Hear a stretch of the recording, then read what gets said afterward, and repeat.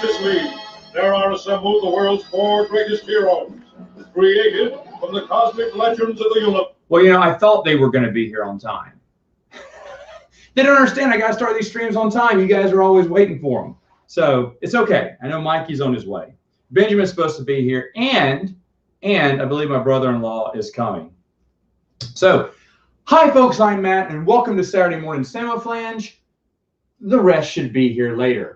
We're going to do a top 5 here, a very fun top 5. I'm going to hold off just for like a little bit, but then I am going to give my top 5 after a while. This is our 200th episode, which is why we are doing it live. It's funny because there is a show that I watch on YouTube every Saturday morning that I can't see today because I'm doing this, but that's okay. Happy to be doing it. I want to say a funny little thing happened to me this yesterday or 2 days ago. I ate something that disagreed with me, and oh man, this is a long night. Long night. I'm over it now. I think. I hope. But who? I don't know what that was, but I'm glad it's over. Anyway, so we're going to go over the top 5 reasons why we think the 80s decade was the decade of the 80s was the best decade. Now, obviously, this is biased, right? Because the people on this panel grew up in the 80s and we adore the 80s. And you can make an argument for, honestly, any decade of why it was great to grow up in that decade. And people have their own reasons. But I was going to give my own little reasons here. I will go ahead and start because I know when the guys come, I don't think there's going to be crossover. I don't think so. But anyway, we're going to try it out and see. So my number 5, I want to go ahead and tell you so that way these guys can talk when they come in. But my number 5 was radio still meant something back then. You could argue that in the 90s it meant something as well, but in the 80s you only had radio to find out what new songs are coming out, and there wasn't a Saturday where I was not tuned. Well, I mean, there was because I was playing around. But if anyone had a radio, first off, you had a handheld radio or something like that, little radio in your. I remember back when I was in Cub Scouts, we used to build our own little radio. If anyone remembers that, if you built a radio in Cub Scouts, let me know in the chat. But we used to build. Used to have a radio. It's just so cool to have a radio because you'd listen to your music. I remember one kid had a little radio and he brought it while we were playing baseball in our backyard, and that was the best time. And then if ever Casey Kasem's top 40 or whatever was playing, you wanted to listen to it. Now your parents usually had you outside, but if you could be listening to that one, hearing what songs are going to be next, and you had your favorite song you wanted to listen to, and you were just counting it down, and they're like, no, it wasn't number 26. Okay. It's got to be on here somewhere. And then it's like, oh man, it didn't make it to the top 10. Okay. And then, at number 7, it comes in. Come on in. But anyway, so that for me, howdy, sir. Hello. That for me was one of the reasons why radio meant so much. So that's what I would say. Here's Benjamin. Hello. I got you something special. Oh, that's great. Thank you. Donuts. Yay. But better. Sugar buns. Oh, sugar buns. Sugar buns. Sugar Have buns. A seat, man. Directly Have a from seat. Tim. Have a seat. Mikey's on his way. Oh, good. Should be joined by someone else here, but we're live. Oh, we are. Yeah, we already are live. Everybody can see how tall I am. I'm sorry. I'm telling you. It took a little longer than usual to get the sugar buns. So if you saw the episode Sugar buns from 2 weeks ago, 2 weeks we ago, talked about last week. buns. We did Sugar this buns. to start. Business. That's right. We got some sugar buns. So yeah, sugar buns. Yeah. But anyway, so I was just giving my number 5 on why the 80s were the best decade. Why was it? Tell me really quick. It was radio meant something back then. That's a good one I didn't think about. Radio meant a lot of stuff because, I mean, if anyone had I do have something like that written in there, but not specifically radio, but yeah. It was radio because it was just such a big deal. That was the only way you could listen to new stuff. I mean, yeah, you had tapes and stuff back then, but the radio was where it was at. And it was like, I was talking about Casey Kasem's top 40. That's exactly right. You wanted to hear that. You wanted to hear your song, but you didn't want to hear it to like number 9, 8, 7, 6. Oh, can it be number 1? It was never number 1 for me. No, it always got. But then sometimes it'd be like, no, falling to number 11 is the song. You're like, no, that's a great song. It should be in the top 10. And on top of that, it was always exciting when a new song that you're like, I love this song, and then it first hit the top 40, and you're like, and you got to argue with it. You're like, what do you mean number 35? Yeah, I know. You'd argue all the time like that. But I just remember that radio, and if ever I was talking about this, anyone had a handheld radio, they were cool because you could listen to tunes anywhere. Or rich because anywhere you go. Did you ever? No, you didn't. You didn't. We already discussed that. So in Cub Scouts we made a homemade radio. Yeah. Remember that? Do your own stuff, and it was really cool when you could pick up 1 or 2 channels. Like, oh, I made this. I'm like MacGyver, but better. But anyway, but better. That's because you haven't I don't even need any chewing gum for this one. Yeah. Oh man. So anyway, what? I had them make these special for us. That's awesome. At Sugar Buns.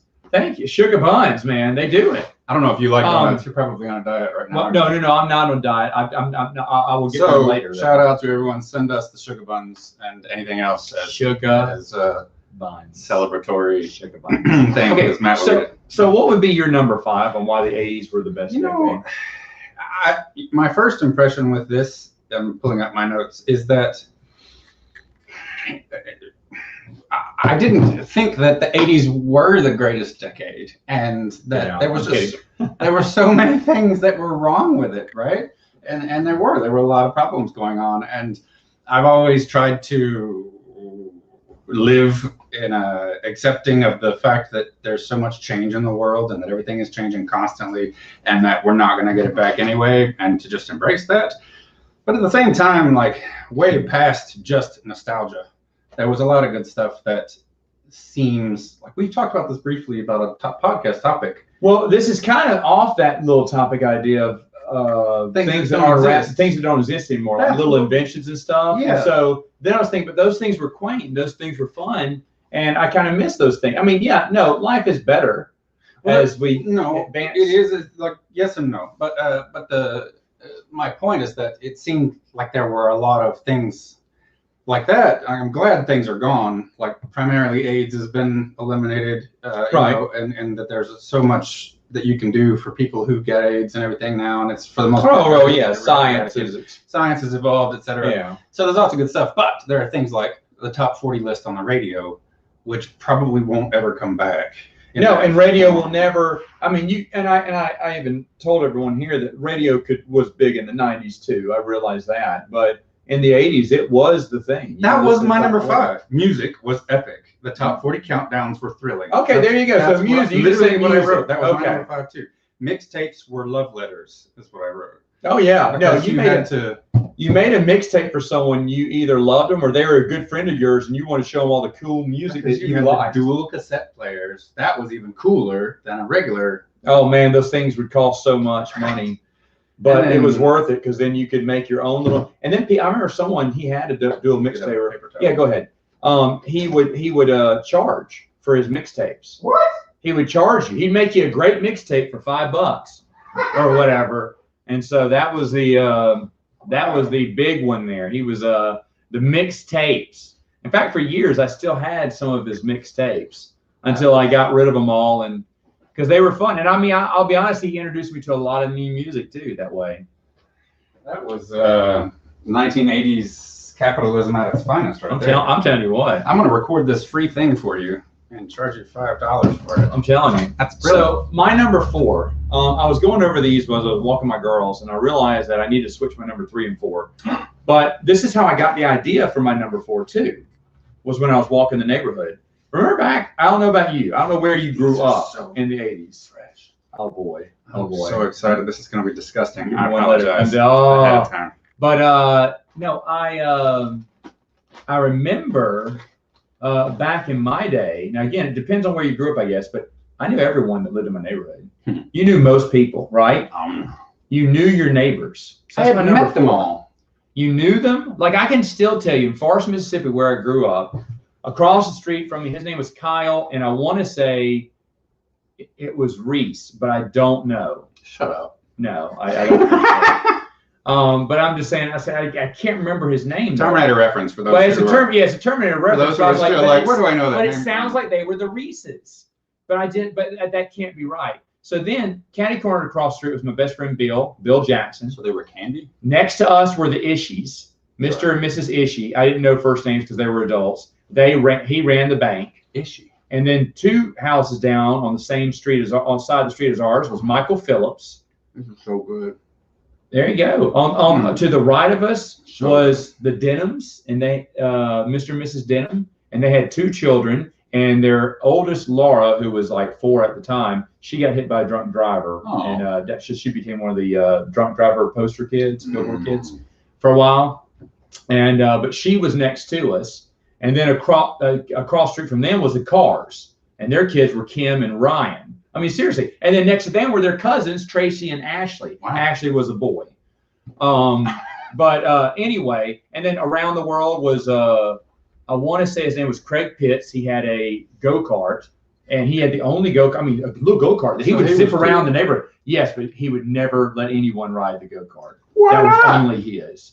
He was a jerk. His dad told him that. He don't let anybody ride. Maybe, but then further up that road was Chad Tadlock. Then you go around the opposite. I remember Chip Bunyard, Tom Walker, Mark Sawinski. I can't even tell you, if we go down the road, I know where their houses are. In fact, when I was showing Megan, we went through Forest years ago. I said, the Mays used to live right here on the mailbox. Mays. Wow. I was like, they still live there. And their son was Casey, and he was handicapped. I remember. Casey Mays. Casey Mays. But yeah, so it was you knew all your neighbors. You knew all your neighbors. We don't have a Krispy Kreme. Why did you know your neighbor? We don't have a Krispy Kreme, Bernardo. No. This is so much better. Yeah, there you go. This is sugar buns. Sugar buns. But anyway. Oh, it's so good. You want one? You're welcome. Come get it. Thank you. There you go. Come on down. Woo. Oh, sorry. No, that's fine. There you go. Do the product placement. That's something else that I missed from the 80s is product placement. Like, there's some of it, but it was a big deal. Like, that's my point. And that feeds into my number 4, I guess. Okay, what will be your number 4? Well, there's movies and tie-ins and breakfast cereals and product placement pre-internet was a big deal. To have a Pepsi in a commercial or a movie was make or break. Sometimes it seemed like Pepsi clearly wasn't going anywhere. Coke wasn't going anywhere, but to have Coke in the big summer blockbuster movie of the year, and then drinking it was still like, well, Coke wins again, and a knockdown fight against everybody, and it was fun. Even things like that were just fun to spot. Well, back then, I mean, I think everyone equivalates certain products to certain people too, because Michael Jackson was Pepsi at the time. Michael Jackson was the king of pop. E.T. was Reese's Pieces. And I mean that changed Reese's forever. Yeah, no, I mean, originally it's supposed to be M&M's, but Reese's got the bid, so they switched it to Reese's. Biggest mistake M&M's ever made. So I don't even know if they got to bid on it or not. But anyway, though, you're right. Though those things were very. And by the way, it's a fictional business from our last podcast. Yeah. Well, it's what Sugar Buns is. He's looking it up online. It exists in here. It exists in here. Yeah. Yeah. His sister, her pick was a bakery called Sugar Buns. Sugar Buns. Sugar Buns. She should have come. She should, and she still could, but she won't. But that's okay. Okay. She's too intimidated. I would have gladly had her. But anyway, you talk about marketing, and I mean, I want to go any more than that because I didn't put this down, and I'm afraid. I mean, Mikey's not here yet, but I'm afraid this may be one of his. But I'm going to go ahead and say it that cartoons were made to market to kids, toy lines and stuff. Back then, you sold, you pitched a cartoon based off the toy line you were going to sell those kids for. And I mean, they say, oh, that's preying on the children. Well, the parents had the right to say no if they wanted to. So for me, that was a good time though, because everyone was making toy lines tied to cartoons, and it was a lot of fun. You really talk about this is back when toys were in cereals. Yeah. Back then, so you bought cereal not because you liked it, but because of what cool toy was inside. We didn't like Sugar Smacks. But because they had a cool Sugar Smacks Hot Wheels car, we had to get it, and then we wouldn't eat it. But your mom would buy it if it was on sale.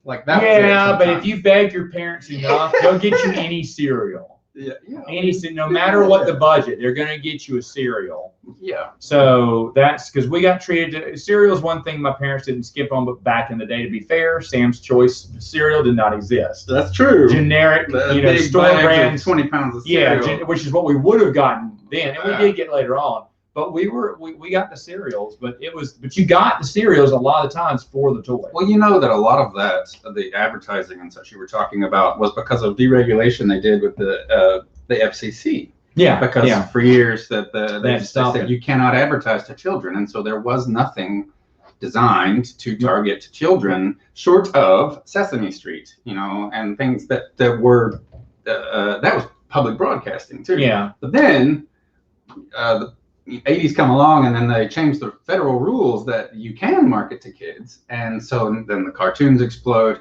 It was great. It was a heyday for cartoons. It was a golden age. Yeah. So but then, do you remember sometimes when they would take cartoons and they would have like a full-on 15-minute, 20-minute long commercial for a product or something? Oh, that's great. And I don't know if they do that now, but that's all it was introducing new characters, new ships, new vehicles, new play sets. Because that's what in fact, the guy who wrote Mask, I don't know if you remember the old Mask cartoon where they wore masks that shot out things. No. He said that they were writing a story about one of the characters who went, hey, we're going to switch him up. He's not driving a truck anymore. He's driving a 57 Firebird. And they went, why? He said, because the toy line wants to make a 57 Firebird for him. And I mean, he had to totally change his storyline to have him driving in a different type of car because they wanted to sell another vehicle on their playset line. See, I love stuff like that, though. Yeah, and he said that's all that writing for that cartoon was hey, here's the newest toys, put these characters in. So the toys would dictate the story? The manufacturers, Mattel, Hasbro would dictate, hey, this is what we want you to do next. Here's our next line of ideas we have. Now put these characters in your cartoon. See, I was just suckered by it as a kid, and that was what the rules were for anyway, was to keep kids from being suckered by stuff like that. I've never thought about that as an adult and the process that they went through. My number three, not nostalgic at all, but it's just that things just weren't as PC as they are now. Oh. And it was just a much laid back. People were more laid back. They did have their problems in the 80s, but it was laid back. There wasn't as much, PC there. It was if a Republican or a Democrat won, no one else freaked out. They just went back to their lives. I feel like they did, but not to the extreme that they do now. Not to the extreme that they do now. No, they don't whine and complain about it. People still grumbled about it regardless. The news was different back then and everything. And heck, TV, I didn't put this one down, but TV went to bed. At what, 10 o'clock, midnight or whatever, they play the national anthem. They have the American flag waving. Like 1 in the morning. And they say good night, and then they go off the air, and then 6 in the morning they play the national anthem, and they have the flag waving, and then you start your program. Yeah. Your daily program. I mean, like I said, simpler times and everything, but those are just charming to me. And that the fact that we had just less of this mess, there's just more happy people. Now, I was raised in a small town in Mississippi, though, so that makes a difference, too, when you think about it. But it makes a huge difference. Like, growing up in the South, and it's just a limited subset of people, and, there was not a lot of inclusiveness, and it led to a lot of terrible things. And so clearly the things needed to change, and I'm glad things have for the most part. This is someone's suggestion here. What's that? 80s were laid back because of the drug side effects from the 70s. Mask! Actually, Chris has an original. I showed him my Mask t-shirt, and he has an original Mask Toys t-shirt. So I don't know if I've ever even heard of this. You haven't? Well, see, and here's the other thing. I found out, because when Mikey gets here, I'll talk to you. Maybe we'll talk more about this. Well, but Mikey has his own. Slow down our top 5. Mikey has his own little server about. He's got stuff. And so I was saying, do you have this? Do you have this? Do you have this cartoon? Like, no, we never had those cartoons, because in Mississippi back then, cartoons were regional. They only came in certain markets. Sure. So what you saw, I never saw Teenage Mutant Ninja Turtles. It never aired in Mississippi. Not in my area. Because when we moved here, stations have to bid on the rights. Stations decide what it is. So my cartoons that I grew up watching are different from Mikey's. And when I was giving him this whole list of things, like, Matt, this stuff I never even heard of before. Yeah, because in my market we had, and they're 80s cartoons. Did you have cable growing up? Cable TV? Or did you just have 3 channels? We had 13 channels. 13. Okay. So that was cable. So you had back 10. then. You had 10 more channels than I did, though. Yeah. Because I had 3. We had. That was it. Well, I want to say we had, because we'd go by the cable company and pay our bill. Mom would pay the bill, the cable company. I never drop us off. nothing like that. So But it was a small cable place too. I could get into that though. There weren't any monopolies, but that would be my number 3. What is your number 3? Well, I was just to kind of finish off my number 4. Like I had. Oh, I'm sorry. No, it's fine. The other thing I was wondering is that it makes me wonder with marketing people and people who have been in the marketing business since the 80s into today, the difference between if they talk about the good old days, and when they could do that pre-internet, before you could look up whatever you wanted, and just be able to have so much control over what people saw and what they bought and everything else. Right. And a lot of things were designed just to get more eyes on a product, because if you had a cereal designed for your TV show, then as the parents are shopping, they saw the cereal, the kid would freak out, and then the parent would be like, well, what is this? And then it would, sort of trickle into the toys and everything else. And when the kids wanted to do this, and if they wanted to buy the merchandise for their birthday party to have at Chuck E. Cheese or whatever the weird place that you grew up with was that had the animatronic stuff. Yeah, Showtime Pizza. That's what it was. Which bought out Chuck E. Cheese. Which bought out Chuck E. Cheese. And it made me think of like the tragedy, Death of a Salesman, like with Willie Loman. Okay. And how he's stuck in his old ways of pitching like, this is how we do it, and we're going to make money doing this, and I was the top salesman doing this and everything else. And then did these people have to completely adjust or die off to change it? And now how heartbreaking it must be to know that like the way Disney and everyone else hides every detail of every single new show, new product, everything. Nothing is revealed, and yet that is the complete 180 flip of what it used to be. Like you would desperately put out as many secrets as you could because you only heard it on the radio for a split second, or you only heard it on, or only saw it on TV for just the shortest moment, and then it would all mix together. Oh shoot! Now we have our 3rd. Oh my God! Co-host here. This was my delaying tactic, was to get you here so that we could hear your number 5. And what are we on? We're on 3. He started at 10 o'clock. We had to. Flat. He had to. What? I know. So you've missed a good. So that's okay. 10 minutes. That's okay. But I got you some sugar buns. It's good to have you back. They're fresh. It's good to be back. Yay! Yeah! Yeah! Here, you push me. Yeah! So that's a Teenage Mutant Ninja Turtle too. Spoiler alert. Oh! Good to see you. Oh man, it's good to see you. Welcome. So we're talking about, and you know a little bit about this, why the 80s were the best decade ever. The 80s. No, it's confusing stuff. So that was the topic for the day. Did you have a top 5? Did you come prepared with a top 5? Did I come prepared? Whoa! Whoa! Okay. You start talking about the 80s, and this whole body lights up. I see it lighten up. Oh yeah. So terrible. So Bernardo says Friday the 13th fan, he can stay. All right. So what is number 5 for you? So I haven't been on here in a while. Hey everybody. Hey. So you know me, I'm a little long-winded, but what I gotta say, everything comes with a disclaimer. Go ahead. My top 5 is not ranked for the first time ever 5-1. These are just 5 things about the 80s. I thought you would do fair. that. I thought you would do that. Very fair.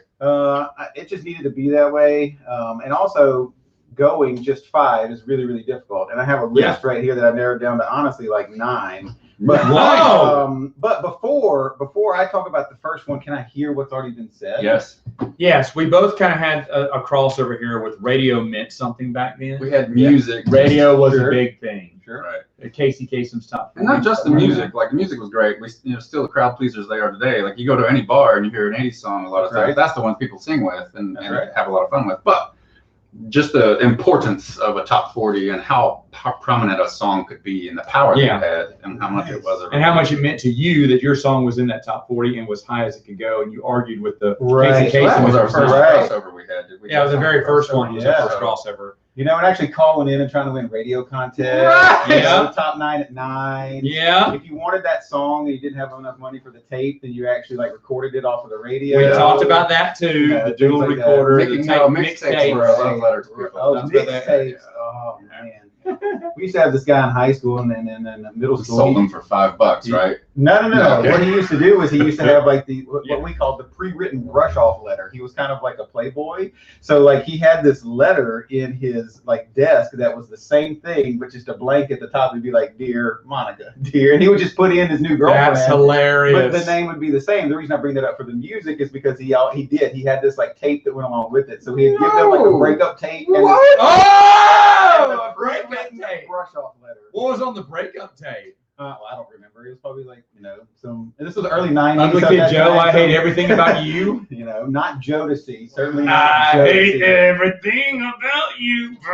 So I will Okay. say something that actually helps me out on my list because if y'all talk about music, you know, I actually instead of going something like music, movies, fashion, you know, yada yada yada. Well, I went very very specific. So that actually helps me out because I went specific with radio, and then I went specific. What was my fourth one? I can't remember now. Movies. No. No. I talked about the culture not being as PC. That's That's number number 3, I think. But then, oh no. Good one. Number 4 was you knew everyone in your neighborhood. That's what Oh man, that's delicious. You knew everyone. Mm. I don't hardly know anyone in this neighborhood. Like, have you ever had a thought that just tasted real good? That just tasted real good to hear. Yeah, You know, because it was a time. Tastes Because good all the you time. remember your neighbors. You Yeah. knew your neighbors. Yeah. Everyone knew everyone. Look, I had a discussion yesterday or the other day at work with a guy that he doesn't work there. It was a client that had to come in, and he lives in the same town that I grew up in. And it's a very different town than it was, 20, 30 years ago. But we talked about that, how when I grew up, the paper mill was open. It was more middle class. There were like 4 or 5 kids just on my street and in my neighborhood that were the same age. We grew up together, maybe didn't go to the same school. But nowadays, you don't see anything like that. Yeah. You know, and I know that you've lived in this house for X amount of years, and I know that, you do some things in the neighborhood every once in a while. But how many of these neighbors do you know? Like I said, I know a handful of them, but Right, not like back in that. Forest, Mississippi, you knew just about everyone in the block. Well, that's because there were like 6 people that lived in Forest, Mississippi. Well, so, no. And they all had your last name. Oh man, but that was one of mine. And No, he went on and on about all the last names and all the different. Oh yeah, I started naming Yeah. off everyone in my He knows neighborhood them back all in the day, still. and I could still go and show you where their house was and where they were. I mean, some of them aren't living there anymore, but the ones that are, Stalker. I'm telling you, I just remember. Now, No, man, that's the way it was. what was your number 4?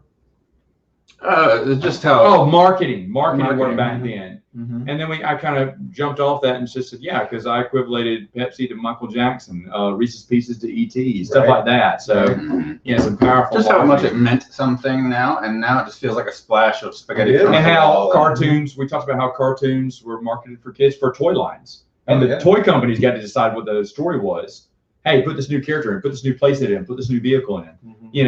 Because I read an interview of someone who used to write an old, for Mask, the 80s cartoon. He used to write for them. And he talked to you about this Masked cartoon that you hadn't heard of either? No, I'm pretty mad. Okay, you Mask. have watched it. Okay, Yeah. yeah. But he was a writer for Mask. He said that the toy company would say, hey, put Hondo in a new vehicle now. We're going to put him in a 57. Chevy was like, what happened to his truck? We're going to give Why him, not? we need a new vehicle. So we're going to give him a new vehicle. It's like, okay. So he'd have to change he said it was not really writing it. It's just like putting new characters and new things in. It was a 30-minute commercial for the toy line. And that was fine. I had nothing wrong with that. Same thing with cereal boxes going after toys. Going after us with toys. Mhm. You didn't care about the cereal as much as the toy. The Right. toy was really good. Like, I hated Sugar Smacks. But we got our mom to buy us a box that had a Sugar Smacks Hot Wheel toy. We wanted a Hot Wheel toy. We definitely want a die-cast car. You want that decoder ring, so that You want can the write decoder all those ring. little dirty things to your friends, and then that mom And can't no one would see it. know. Yeah. But with the ring, Things felt Yeah. blissfully secret, but Right. not. It Yeah. was designed for you to tell all your friends. Shoot, when I was 8, Feel I like a couldn't say secret. the word panties with a straight face without giggling. I can now. I can't. Never look at me and say we panties go. again, ever. Like, We go. oh man.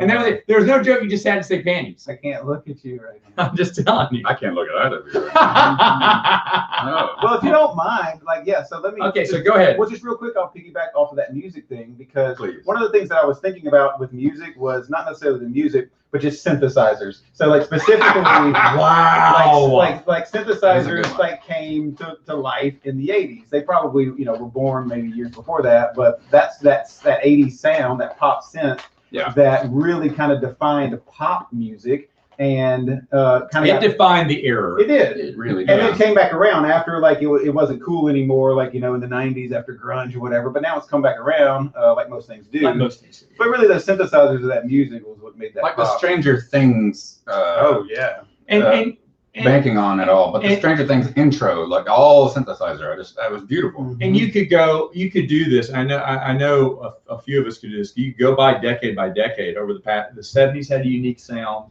They had unique instruments. The 60s had a unique sound. They had unique instruments and stuff like that. So everyone, for 80s, the synthesizer. Yeah. Oh, now that reminds me that we're just talking about music. Someone had that Casio keyboard, right? And they hit the the demo button. You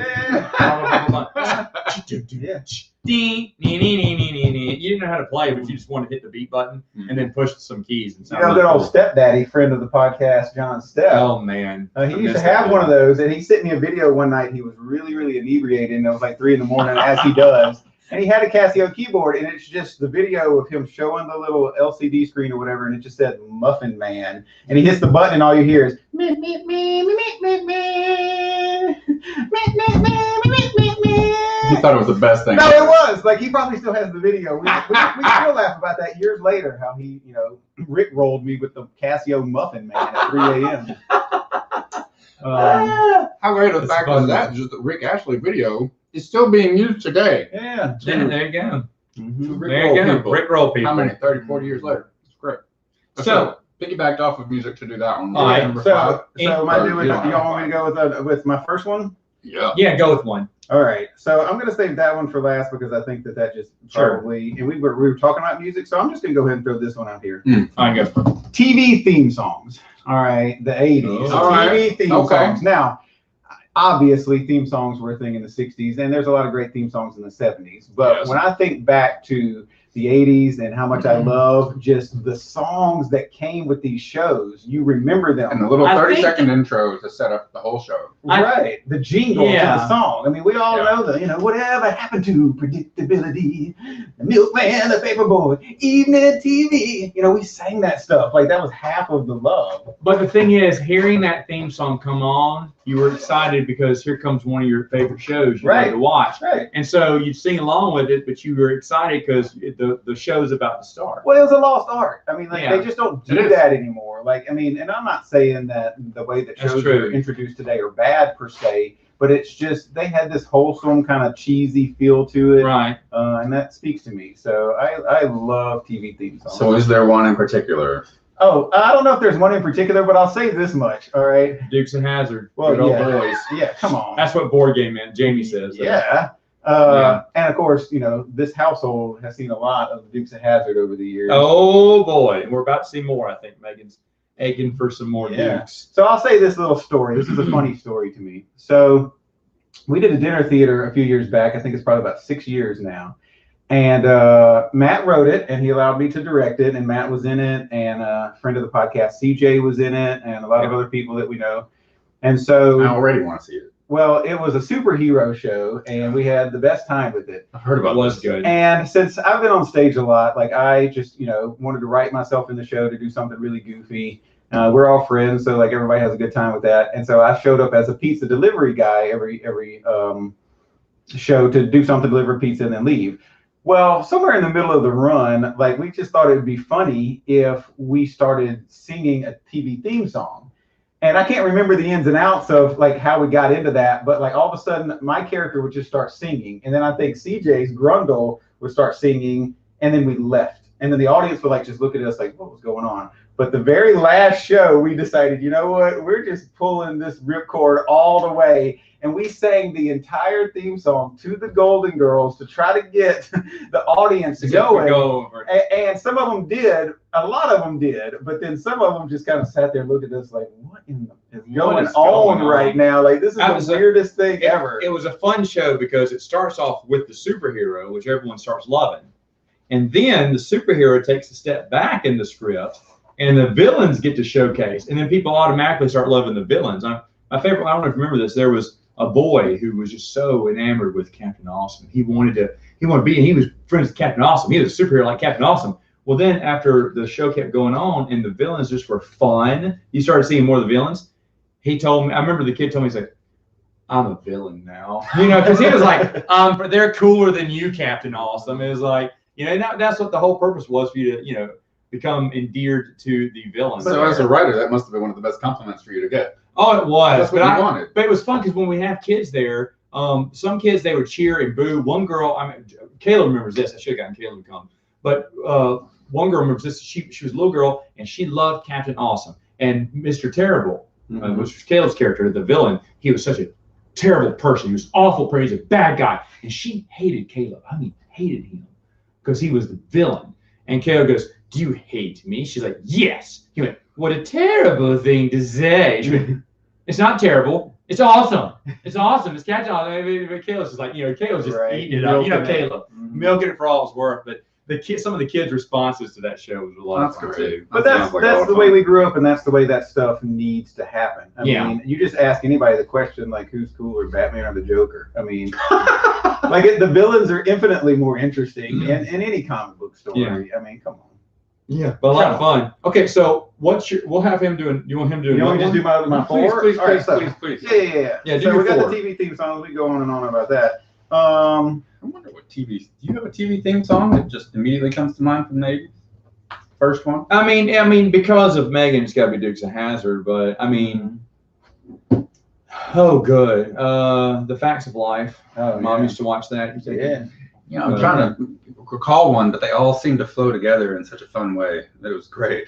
I mean, then you got ones that don't even have words, like Cheers. You know, you just listen to that piano. Well, no, it does have words. Excuse me. Yeah. But it started off with the piano riff, and you just automatically. The Cosby Show didn't have lyrics. Oh yeah, there you go. There's Jaws. Yeah. And Alf has the sickest bass line ever. If you want to hear a sick bass line, YouTube the Alf theme My wife song. would say Alf is one of her favorites. I was too. obsessed with The first season, and then I think either in the second or third season they changed that bass to a saxophone. Which, oh my God, saxophone! Don't even get me started on the saxophone. Didn't Alf play the sax? Knight Rider. Yeah, he did in one episode. And that was probably a toy line marketing. They told him, like, hey, put a saxophone in there so we can sell these props for Absolutely. toys. So what is your number 4? So we'll go into the next one, and this is a tough one because I still have some extra ones on the list. I'm sure we can talk about real quick. But I think this is worth talking about. Cable TV. I don't know if y'all kind of said anything, but cable TV briefly mentioned it. Was born in the 80s. I grew up in the middle of nowhere. We did mention channels. Oh, you already mentioned No. It was offhand. But That's where we were when you came in. Okay. I talk about TV 3 channels off the air. Sure. Well, yes, shows have been around for a long, long time. Your Gilligan's Island, your I Dream of Genies, and yada, yada, yada. But a lot of people these days don't really realize when you look back on that, those were all network shows. It was all NBC, CBS, ABC. Those were it. Right. And so cable TV was born in the 80s. So, I mean, MTV just changed everything. That's kind of a different story. But, I mean, when you get into MTV, you get into where this was all born, our love of pop culture and Saturday morning cartoons. For sure. I mean, you can watch Saturday morning cartoons on the stations, but it was whenever you started to get other, this plethora of TV stations out there, options, shows started coming out of nowhere. And cable TV changed everything. And then you got pay-per-view, and then you got this and this and this. And so that's a good one. Someone in the chat may steal one of yours, but I'm going to go ahead and say this because I know this man agrees with you 100%. Horror was at its prime. We'll get to that. I thought so. I didn't know. And then Jamie singing "The Love Boat," which is another classic. The Love Boat. You just put a dime in the chat, and then we'll sing it. That's what happens. It's like a jukebox here. Yeah. So number 3 for you.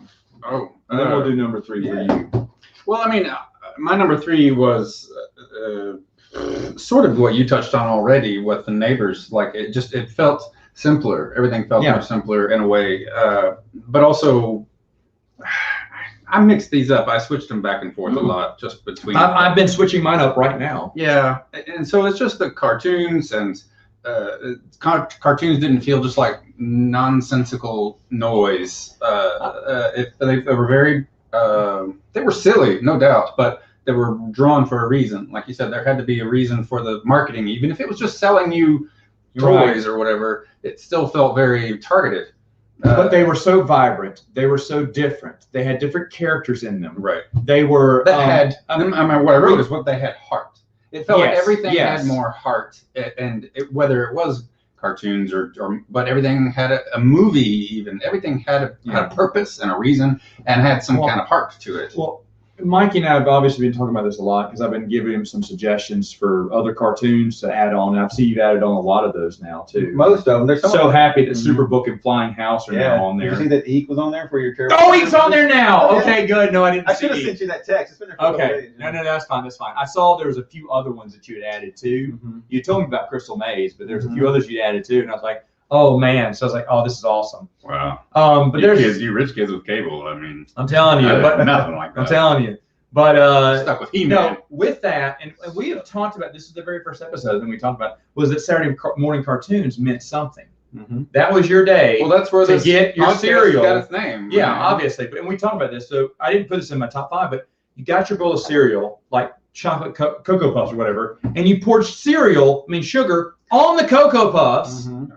And so as you're eating your, because Calvin and Hobbes nailed what it was like to be a kid in the 80s. I mean, nailed it completely. I don't know if you've read it. Well, have you been reading mine? I have it, yeah. Have you been reading those? Because I let him borrow them. The thing is, it nails what it was to be a kid. And just perfectly. He nails so much of that. All of that. The whole time I was like, how did he know about my childhood? He was writing this thing as an adult. How did he know about my childhood? But you ate your chocolate-covered sugar bombs, and the best part was that grainy, gray sugar at the bottom, and it was like mining for gold. The milk would leak out, and you'd see that gray goodness. You're like, I've been saving you for the last bite, and you're like, oh, and it's basically just a spoonful of soggy sugar, and it was the best. And you're like, at that point, you're either out of cereal or your mom has cut you off. You're out of Well, we ate our cereal first because I remember I purposely would save that sugar bite. Yeah, that's what I'm saying. Last, and at the very end, you either this is it. I'm not getting any more cereal. I mean, there's that old Haagen-Dazs commercial where the girl's eating the Haagen-Dazs going, I know what that's like because I used to eat a thing full of soggy sugar, and that used to be my Haagen-Dazs. I think if people didn't grow up in that time and do that, like if they're not around our age, I don't think that they understand that. Because I used to put sugar on Fruity Pebbles. That was the one that I put it on. And when I say that to people, that's the reaction they make. They're like, why would you put sugar on sugar? And I just ate a donut. Like, I'm still reeling from the sugar in this, and just wow, that's amazing. But I don't remember. I put sugar on like Rice Krispies and things that didn't have packed with already. It didn't matter. It didn't matter to us. Because you were allowed to do it for one cereal, so therefore, in our brain, you could logically do it for every cereal. Nothing was off limits. Okay. Nothing was off limits for that. All right. So just that, and the fact that the cartoons were a subset of just a weekend, just for a certain time, and that they felt much more special and much more prominent or poignant rather. They meant something. Things meant more. And you're right, Jamie. We did put sugar on our cornflakes, but to be honest, for Cheerios, I did honey. I hate Honey Nut. This is so weird. Say you started Honey Nut Cheerios? No. I hate Honey Nut. Did you start Honey Nut Cheerios? Was around. Did but General Mills screw you out of the world? No. But I put honey on it because I didn't like sugar on that. For that, it was honey. But I hated Honey Nut Cheerios. When my mom bought Honey Nut Cheerios, why? Was it too much honey? It wasn't enough. I don't know. I just don't know. I was like, I don't like Honey Nut Cheerios. And still today, I don't like Honey Nut Cheerios, but I love putting honey on my Cheerios. Wow. But anyway, we can talk about cereal. Man, my goodness. Okay, so what's number 3? All right, so these are very, very specific. I love it. These are just right at my heart. Go for it. The top 3 are these 3 that I've saved are right at my heart. Yeah. All right, number 3, Jim Henson. Jim Henson. Okay, I have to say Jim Henson specifically Because I love the man. Now, granted, he was around in the 60s and the 70s, and the Muppet Show actually premiered in 75. The Muppet movie was like in 79. Right. But when I think back to the 80s, if I'm being real specific, that man, like, they always ask that question of like, if you could go back in time and like meet one person or have dinner with one person. Sure. My short list, top 2 or 3 people would be Jim Henson. Wow! Because he is incredibly creative, one of the most imaginative, creative, and you're talking about heart. Yeah. Everything that man touched had heart to it. I mean, I'm going to start with the Muppets because the Muppets are my favorite IP from him, but how they exploded in the 80s with the Muppet movies that they did, the Muppet Babies. But when you look at everything, every animatronic that ended up in a movie was because of Jim Henson Productions. Look at Labyrinth. Look at Dark Crystal. Look at movie magic. If you go back and you watch any of those Muppet movies, you don't need any CGI. That dude did not use a computer. He made you believe that a piece of cloth had more life and heart than 95% of the people that you know.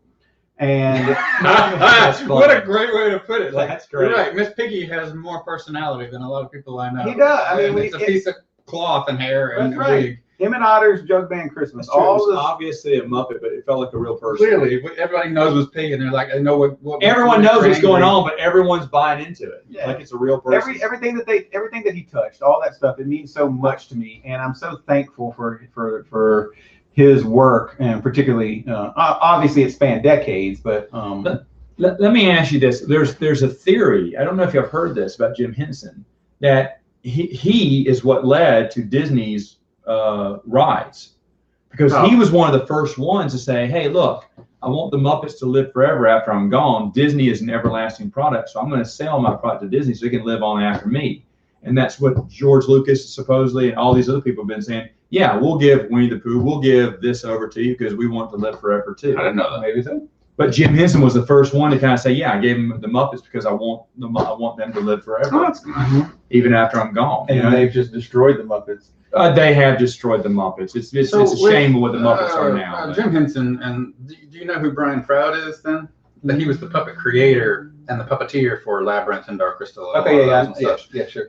So he worked with Jim Henson, and I lived in Oregon for a little while, and I got to meet Brian Froud up there because they do a festival every year called Fairy Worlds in Eugene, Oregon.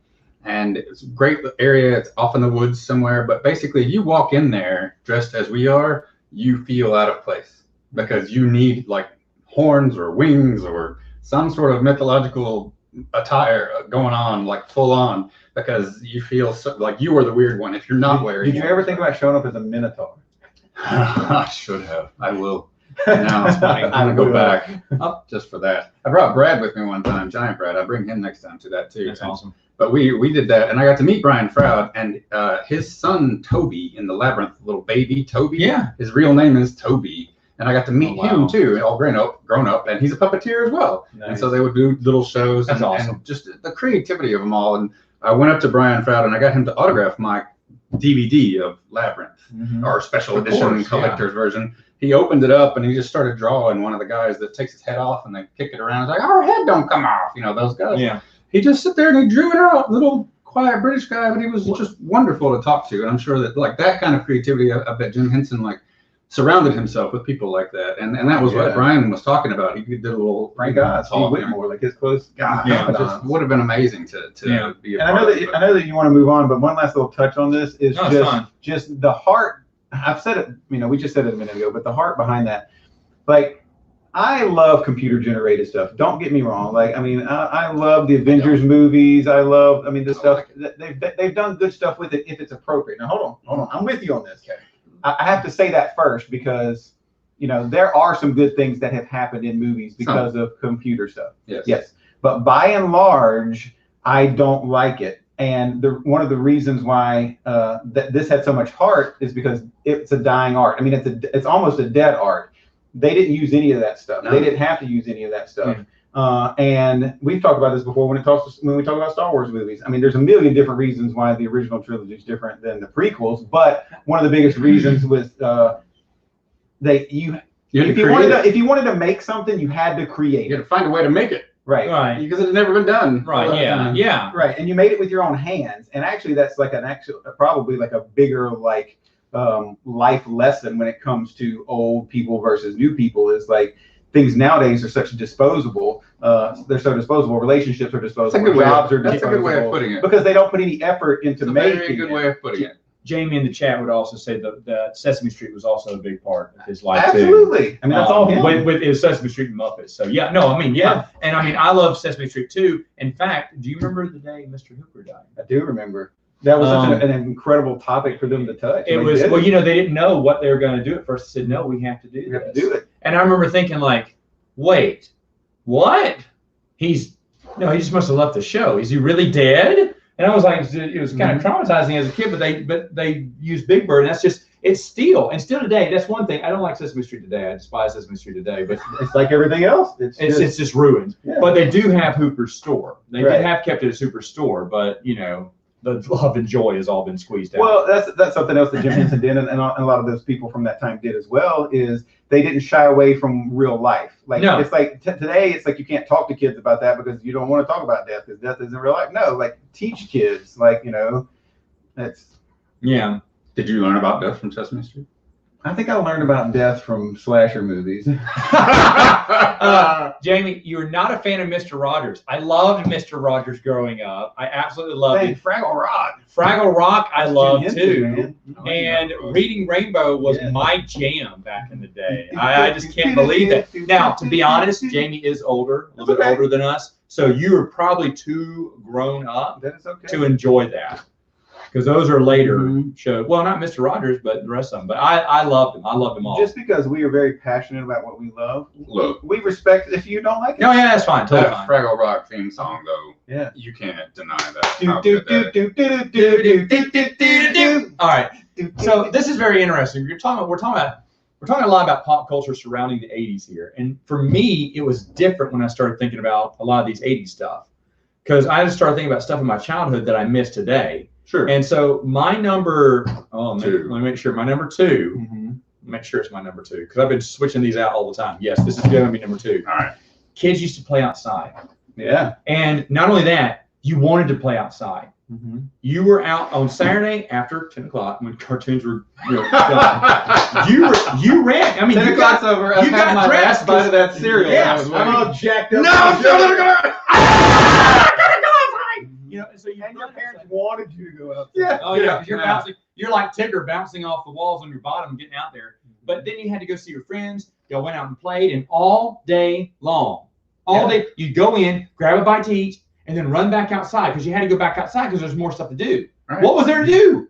A stick was a gun. A stick was a sword. You pretended to be Star Wars. You pretended to be Army. You pretended to be whatever. Right. And you used your imagination and creativity. And by the way, we did have video games. Nintendo was around. Atari was big earlier, but then Nintendo rose in the mid 80s too. But the thing is, though, your parents allowed you 1 hour and then you left.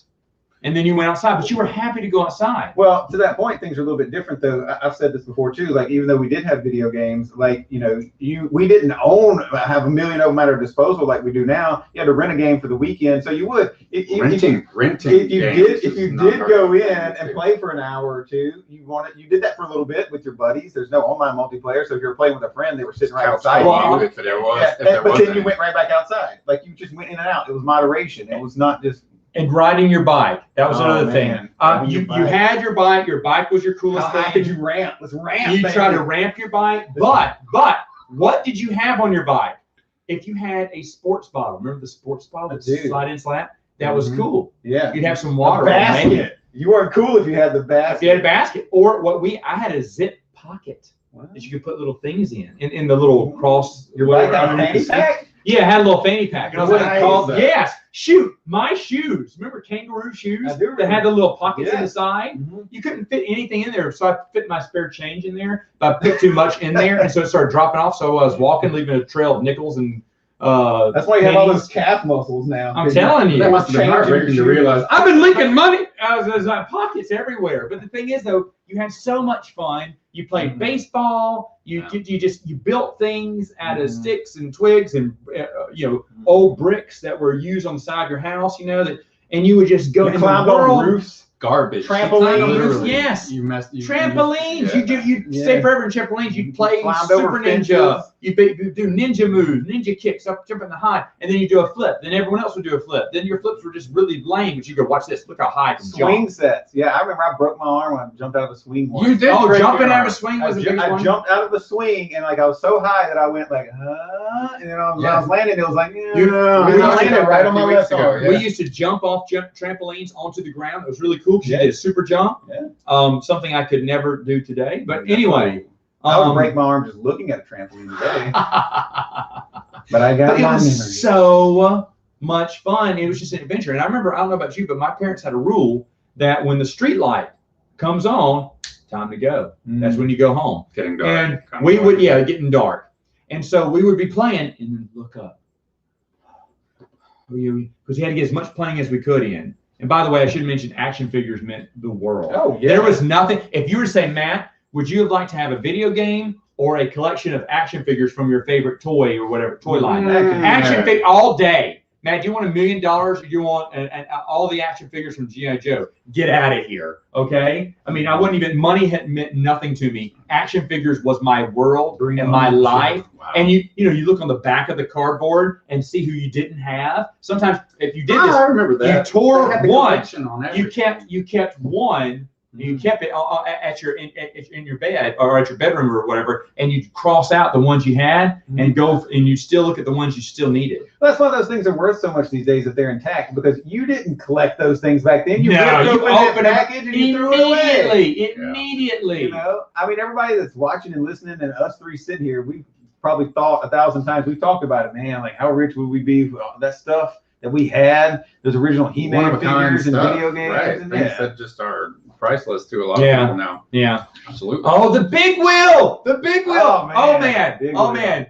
I had a Dukes of Hazzard big wheel. You did. I have a picture of it. Shut up. Keep talking, going. I'll find Okay. it. Because Megan knows those exist and she really wants one. But anyway, I had a big wheel and we twisted and spin out on the gravel in our driveway. We're like, this is so cool. And you would push the buttons. They didn't. No, this is plastic. But I remember when I got too big for my big wheel, I had to use my knees would kind of go to the sides. Then I was like, and I was upset because Jeremy was still. You're mad because you're growing up? I was mad because I was growing up. I couldn't use my big wheel, and then it got to where it was just it was hard to ride my big wheel. But my brother, who was smaller than me, I'm a Toys was a rich kid, yeah, Right. and he would still use his big wheel. I was like, they don't. And I thought, why don't they make bigger big wheels for bigger kids? Because I wanted my They're called motorcycles. ride or die, big. I want to be part of a big wheel gang. Oh my God. That's yeah. what I want to be a part of. Look at this, Kenny shoes. Holy Oh, crap! man. Haven't thought about Kenny shoes I don't in know. forever. Reebok pumps. Play catch with Pump ten. it up. I tell you what, Jamie, with tennis balls, this is another thing we did outside. You'd play baseball by yourself by throwing it against the wall and catching it. Yeah. He broke windows in the apartment complex. Yeah, Throw there you go. throwing Yeah, rocks With a at tennis windows. ball. Oh, man. still have your I never had original the big Atari in wheel, every though. game. Like, Wow. that was way too out of my price range when I was a kid. Growing up with my 3 channels, I think we would have had cable You- before I got a big wheel. You drove your Hot Wheels everywhere. What was that but, about the Atari?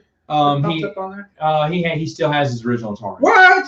and all the games. That's So awesome. the thing is, though, there was so much to do and there was so much to play with. And by the way, we didn't need play sets because the bush outside of your front yard, that was Cobra's base or whatever, Right. or the ditch, the little I don't know if you had the little concrete enclave underneath the driveway that went through the ditch. Yes. Little concrete circle. Yes. Well, Yes. that was a cave that Look. you'd have to go fight someone in. We've talked a lot about like having crossover. Normally we open the podcast with Yeah. how many crossover we're going to have. It's rare that our crossovers actually hit the same number because that was my number 2. All of this is my number 2. Oh, keep going then. You go ahead. And then. no, I just needed to interject right now because that was what I wrote. The freedom to ride bikes and spend time with your neighbors. Unheard of now, first of all. Yeah. But then I wrote bushes as bases. Like, Yeah. your secret base. Look at this Yeah. guy. Oh my Look at the 01. Yeah. Okay, let's show it to the camera. there. Dude, that is sweet. Show that to the camera. Yeah. Holy cow. It looks does beautiful exist. too. Am I in It's all frame? Is star- that good? you are in Yeah, frame. That's a good frame. Yeah. Look at that. Proof. Oh my Lanta. Proof That that is it a lot of exists. stickers. Yeah. You were riding in the General League. I I mean, was. Good stuff. and here's the thing, because I look at your face there, and you're like, you probably didn't know the words, but the words you were looking for was F yeah. Yeah. Is there anyone cooler right now in this planet than me? Oh, I knew those words. That thing's nicer than my mom's car at the time. Look at that. That Chevy Chase station wagon in the back. So look, no.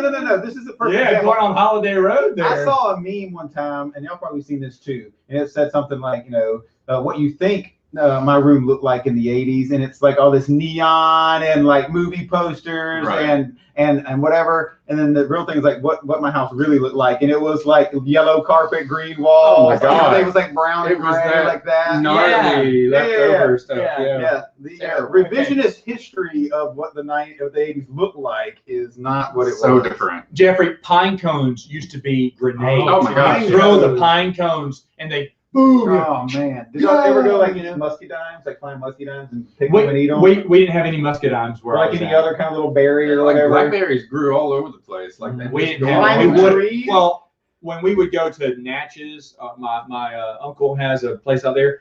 There are some blackberries that we pick. Yeah, I had more blackberries. I could have lived climbing trees forever. Climbing trees was great. I always wanted a tree There's house. no reason you can't do that now. There is that. Well, no. I'm just saying, as a kid, you're like, boom, boom, and then it got to where you're like, should I climb up a little bit more because that's a very small limb. Like, but I'm stuck. And you're like, hey, move! I can't move. Why? Yeah. I think we're going as high as we can. I don't like go high. Then move down. Let me get up there. That's what you'd always do. I mean, seriously, I remember that. Move over. Friends. Or you'd hang out in the tree and kind of talk and kind of hang with your feet dangling from the branches. See, what's funny though is like I like hearing you tell these stories because BJ had one sister and maybe some other things going on. I had two older sisters. You have a bunch of brothers, and so that's true. So like a lot of this, and it was a neighborhood full of kids, right? So, we had friends and stuff, but like even if none of your friends could come out and play, you just had this built-in 3 or 4 other Rumble boys. Palace. Yeah, the Rumble Palace. Yeah. Oh man, in great Forest, stuff. Mississippi. Great stuff. I would have played with Benjamin. Yeah. I mean, Kim would have had cooties, but I still would have played with her from a distance. Yeah. So do kids No not girls do allowed. that now? no girls allowed. Do kids not play outside at all I and don't climb know. trees now? Not as much, Not I as would much. say. I agree. I'm not sure as kids much. do it, but I just missed the day when everyone was out. All the kids were out. Every kid was out. We in July or in the summer we'd have something called a water war, where you'd have water gun. We'd hit each other with water guns, water balloons, Slipping slides. slip and slides, water willies. Do y'all remember Little things. Crocodile Mile, which was the Yeah. slip and slide that That had was like it. a pool That at was the what it was end? about. Oh, Crocodile Mile. When I saw that, I was like, "What?" My mom refused to get that because we already had a slip and slide. She was not gonna get that. It's like, Mom, but it's even more water. You ramp and then crash. Beautiful. I mean, I know it's like a little kiddie pool, but the thing was, I just imagine like you're just like splashing in this. What a wonderful way to end the slip and slide. It was Getting the all best thing. bruised up. You by just the remember when rocks you underneath it. ran The so water fast was that you running ran the whole off. time because it just always filled Remember- and the water you just needed- came out. you so you just needed left that the Remember you water. slid so fast you ran off the water slip and Yes, slide, that's- and that yeah, was especially very painful. the mud, the sticks. Like, oh, Like, gotta go again. Gotta go again. Gotta watch out. Go, boom. And so what's interesting though, and I think it's worth noting, is that yes, this is our childhood, and any kid could do this, but I think the point is that they don't these days. I mean, I have 2 kids that live in my house. One is 10 and one is 14, and what they want You is give them an this. iPad or a phone. They want or this. whatever. Yeah. And that's why I Electronics talk now. about moderation, because I love TV and video games, but they won't get off of this. We would do a little bit, do a little bit, do a little bit. Do a That's a little good bit. point. Super soakers weren't big back then. There were 3 types. There was the large, medium, and small type of super soaker. There was only 3 types of super soakers back when I was a kid. And then for the longest, they didn't Water exist. balloons. Water balloons is where it's at. And I had a loved ton of micro machines machines. were just excellent. I had a ton of the micro machines. I remember a conversation, like a grown-up conversation that I was able to comprehend with 2 adults talking about how much they hated micro machines because they would step on them constantly. They were everywhere. They were like the Legos, I guess, or something. Yeah. But I had heaps and heaps of micro machines. I love those things. Those were Those the, are the great. go-to gift for me for a long My brother time. was a huge micro machine collector. Well, I enjoyed him too. All right, so what's I don't number think 2? I ever collected anything like that. I never. Did you collect stuff specifically? Like you did No, muscle man and I things. say collect. My brother always bought micro. If ever he had But like when you were crossing money, off he stuff was on buying the back of the box that took action figures. just action like I G.I. Joe had or Star Wars Star a Wars lot, action figures. obviously. Because those came in mainly action figures, but any other superheroes, superpowers, and stuff. I think maybe trading cards of some kind. It wasn't baseball cards. Oh, baseball cards. Baseball That's cards. another thing that Exactly. doesn't really happen anymore. That was big in the 80s too. Is the baseball cards? It exploded in '86. Right. And it was big all the way. But there were packs of not toys, but there were cards that you would have to collect the cards, and they would only have a certain one and everything. Right. And having the packs of those was maybe the only thing I ever really collected. But I didn't do the action figure. I was just glad to have it. And I would make everything. You talk about Marvel crossovers with DC or whatever universes and such. That was my whole thing. My childhood was Batman teaming up with Iron Man.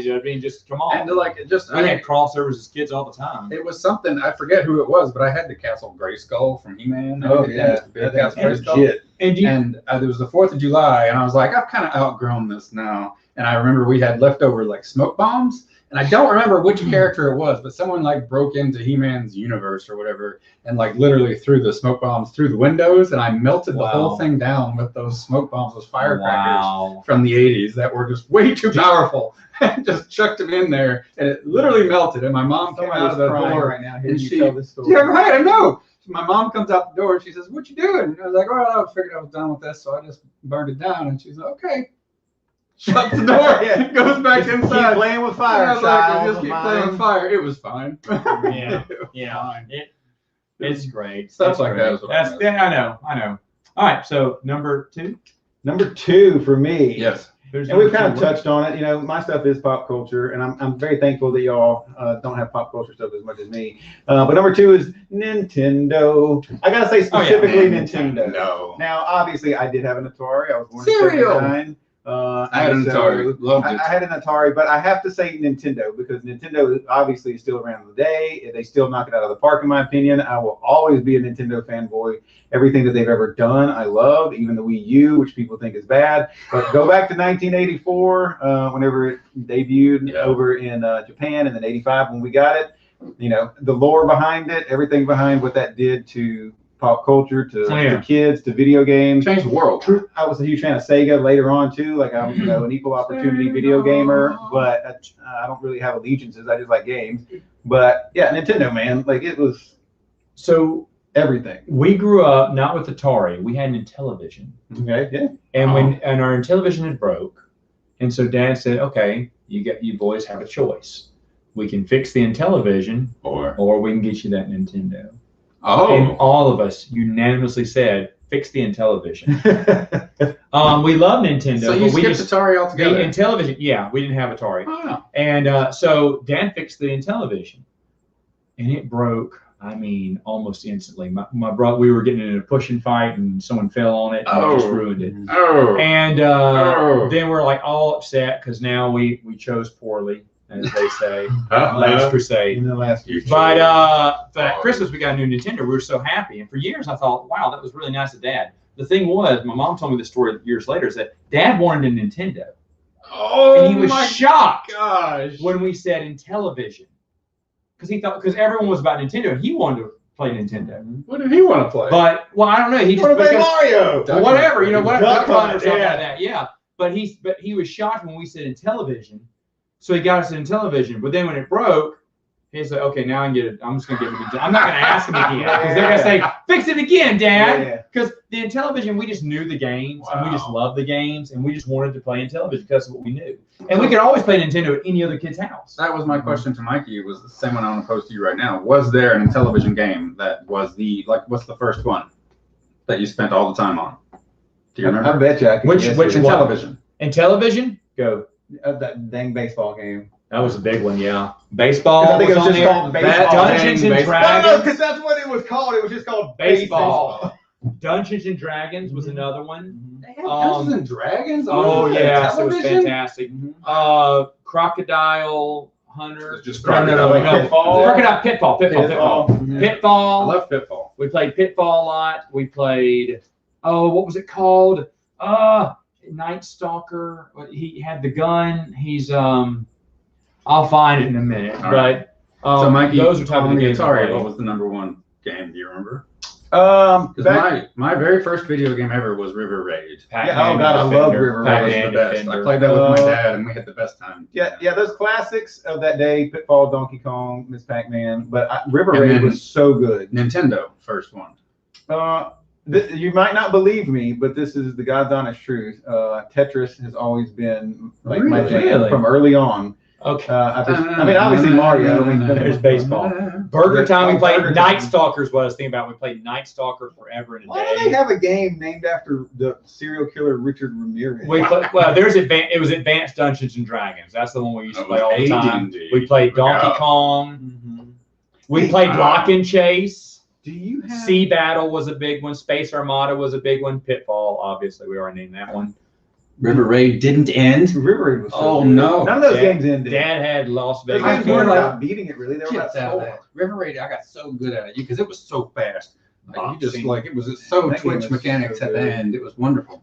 Hmm. What was I going to say with that? Triple Oh, action. but do you remember what your first game on the Nintendo was? Was it Tetris? No, it had to be Mario because it came with the Mario. But see, that's the Bros. thing, and I told this story a few months back, is that I was in the hospital getting something with my feet, my other foot operated on, and my mom promised me, she's like, you can get the Nintendo in whichever game you want if you can handle all of these surgeries and these hospital things that we're having to do. And so, like, So your mom the whole like, way. don't die. No, it wasn't. It was corrective surgery on my foot, but she knew it was going to be a struggle for me as a kid, and so that was the thing I latched onto. I was like really nice to the doctors, and I was super great. I was like everything. I was like, whatever I need to do, man, I'm going to do it.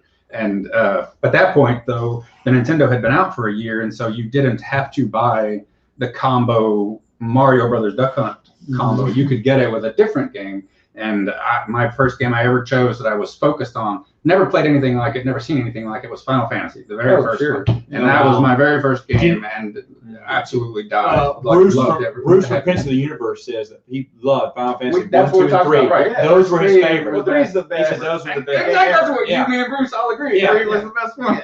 I don't want anybody else. Like, this is that one time in life where I'll be like, nah, I respect your opinions, but you're wrong. Don't come at me with any other business about Final Fantasy 7 being better. No. Was that the first big or one, 14. the big re-release? That's the PlayStation one. It is Okay, great. well, I mean, don't get me wrong. Bruce got it. Bruce got it on PlayStation. He went, listen, this But good. 3 It's not as good as 3. is by far. And you know, the last time I actually spent time with you, we watched numerous versions of that dang opera. That was the opera scene from part 3. Yeah. Wow. But that says a lot about, I think, you, The because fact they've made that into an opera now is just wonderful to me. Like, but it says a lot about me. No. What I was going to say is People. it says a lot about you that your first game was Final Fantasy, because I think at that time, like, you know, maybe that's what you liked, but if that's the first game, you still love stuff like that. So like that was like your introduction to like role playing and stuff like that. And I had only read about it up until that point because I had the Nintendo Power or whatever it was that like previewed it. I had never played anything like that. River Raid was what I played and such. Nobody. But I was like, this sounds phenomenal. I was so entranced by the idea of it, and it filled every expectation I had. It was great. We have a comment there about Viewmasters. My grandmother had one. Yeah. And she had, my favorite ones were the Batman 1966 slides we put in there. And so I'd relive the Batman adventures. Well, I remember one was Catwoman, but it was Eartha Kitt's Catwoman. And I wasn't used to seeing Eartha Kitt's Catwoman. I was used to seeing Julie Newmar's. Yep. And I was like, who is this cat? This is the wrong Catwoman in here. I was just like so confused. It's like, what was this just a stand-in? Like a kid concept. Was this a stand-in? And then years later, I'd see the Eartha Kitt episodes. I go, oh, she's a character on there. So when we've been kicking around that idea for the podcast with things that don't exist anymore, and Viewmasters was going to be in my top 5 because I had a bunch of the He-Man ones, and I was big. You loved He-Man them. when I was You little. speak and spell. You knew full well what was coming. And it didn't matter. Like, oh, let me show you the good one or whatever else. And it was, I loved those things. This is the most glazed donut I'm telling you, ever. I'm telling you. I tipped the This is guy like, at wow. Sugar Buns, and he gave me the good stuff. Like, Sugar Buns! right, fresh Okay. from Man, the this I'm is telling you, you need to try one of these Sugar Buns. I will. So my numero uno is games. Oh man, I apologize on behalf of our viewership today. We have had I got a mouthful of sugar buns. I got my fish And you want to hit me with the pennies. which All right, is so- contrary to popular belief, a strip club. And a stripper name, actually. Should go. And her buns. Kim, if you're watching this, get on over here. Yes, all right, please. get on over here now. Anyway, so number one, no internet. It was the last decade without the internet. Right. And I'm totally for the internet and totally for technology. Internet's great, having information at our fingertips. But there are so many things that are, I'm proud to say that I grew up in an era without the internet. I mean, sure, later on in my teenage years, we got into the Windows, the dial-up and stuff like that. But we remember an age. We're probably the last generation that remembers an age, the youngest generation that remembers an age without the computer, without the, well, I mean, if you had a computer, it would just play video games. It didn't connect online. I remember Dad had a little computer that was Space Quest and stuff. You type in the commands, but we never got online. The fact is that the cybersecurity now, like an air-gapped computer, which is non-networked, is sort of like a height of security, and that's all that they were in the beginning. It's just an air-gapped machine that couldn't talk to anything else. Yeah, and that was what the whole point was. And I'm proud that I grew up in an era without the internet, because I get to experience the time, because the internet was obviously one of the biggest creations of our lifetime, and of all time. And the thing is, though, I was thinking about this as I was walking the girls this past week. I said, is there anything better than that? And I can think of one other thing. My grandmother, who's 90-something now, she was born in the late 20s, she remembers life without TV, which, that's really, and so her life is probably even better, because she will tell us, I remember listening to my favorite radio show. She'll talk about what her favorite radio show, because back in the day, you just sit there and listen to the radio, your favorite radio show. Wow. And then she knows when TV came around, and then she was in her late 60s by this time. She knows when internet came around. So she's seen all three big parents yelling at their changes in our children culture for listening to the radio too much. Get outside! You're listening to the radio all day. You're rotting your brain. Mom, that was the exact opposite. The Shadow's Like, playing. We got to go watch the next. We got to listen to the next Flash Gordon episode. But the thing is, though, I'm proud that I grew up in an era without the internet, because I got to experience what it was like, what the world was like before. It was blissfully ignorant. It was blissfully ignorant. Radio quizzes were a lot harder back then, because you didn't have the internet to look at things up. That's right. You just had to know it.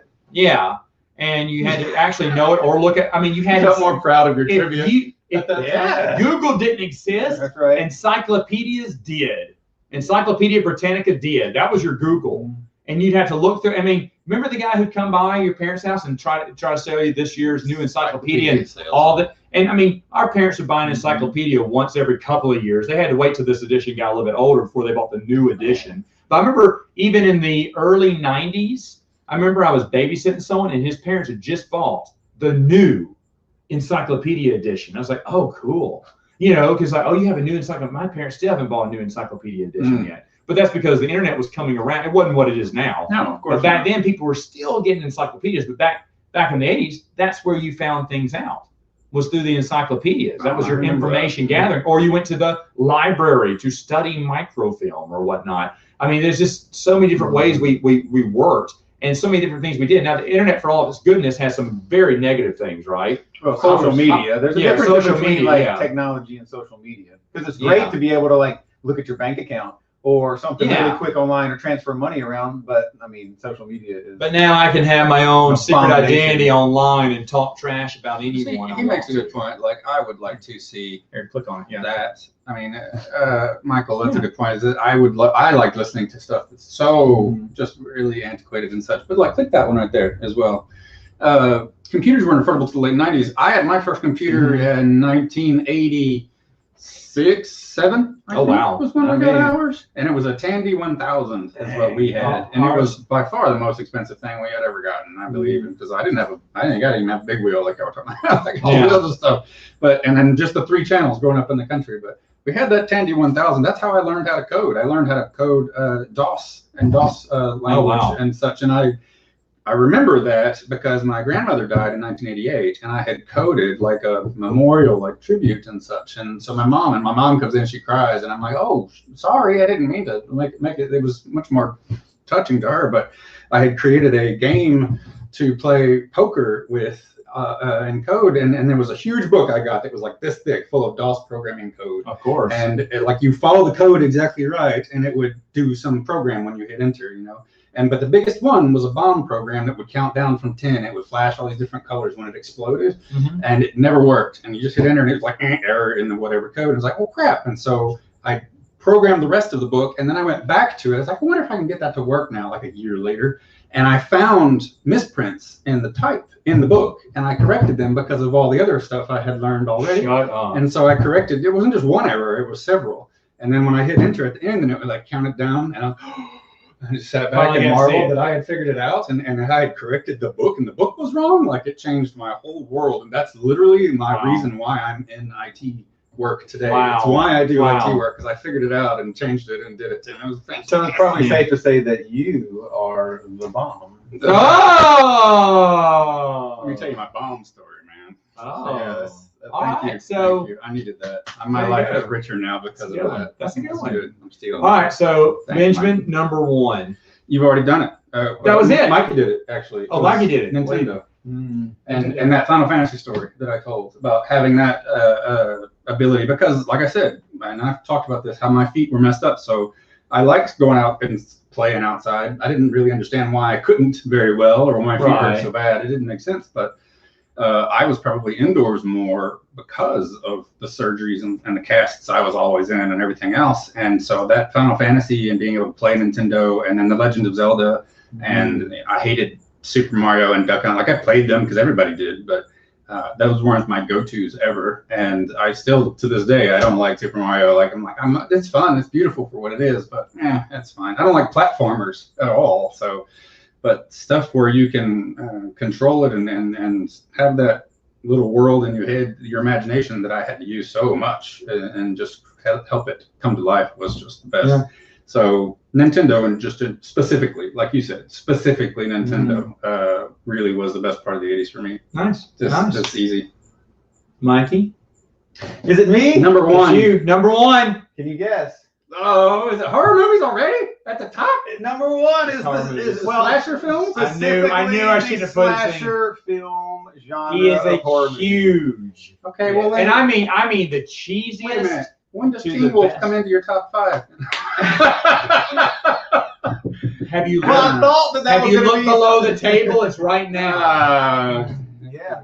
I thought that was going to be just like our all after we said our number 1. This is actually the closing number 1. Credits. Yes, the TWD. TWD. So, like movies in general, we really haven't said much about. But I'm the hugest movie buff on this planet, and specifically 80s movies. I mean, with the comedies and the actions and the Stallone versus Schwarzeneggers and all that stuff. That's great, but it's the slasher movies for me that get me. Right. Yeah. And obviously I know the history. I've been there. You know, you're looking all the way back to Psycho, which is probably considered like the first slasher movie. You got early things in the 70s like Black Christmas and Last House on the Left.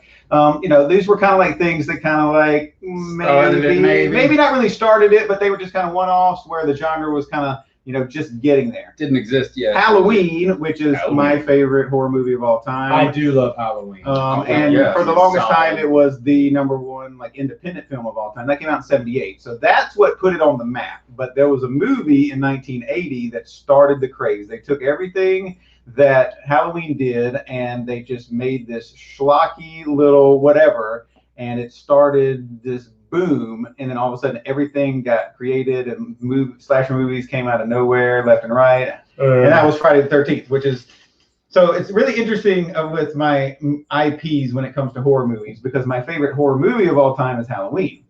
My favorite horror franchise of all time is Friday the 13th. What? But my favorite villain is Freddy Krueger. So like, wow. Like I said, I'm equal opportunity. I don't hate on any of this stuff.